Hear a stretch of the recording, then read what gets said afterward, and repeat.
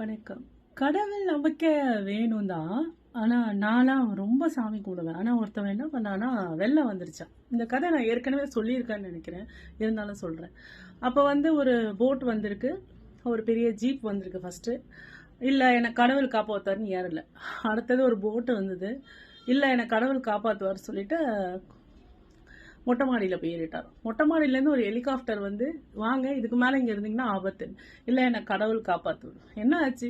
அடிச்சிட்டு போயிடுச்சு. அப்புறம் மேல போய் என்ன நீ காப்பாத்தவே இல்லைன்னு கேட்டாராம். அப்ப அவர் சொன்னாராம், லூசு, நான் தான் எல்லாமும் வந்தனே, நீ தான் ஏறிக்கலன்னு. ஸோ உன் முயற்சி, உங்களுக்குன்னு ஒரு முயற்சி இருக்கும். அதை நீங்க செய்யும் போது அதுக்கு தடை இல்லாம கடவுள் ஹெல்ப் பண்ணுவாரே தவிர, இதே மாதிரி இன்னொரு கதையை நான் சொல்லியிருக்கேன். ஸோ நம்புங்க கடவுளை. ஆனா நீங்க உங்களுக்கான முயற்சியை போடுங்க. அது எப்பயுமே நீங்க தோக்கவும் மாட்டீங்க. கண்டிப்பா கடவுள் காப்பாத்துவார்.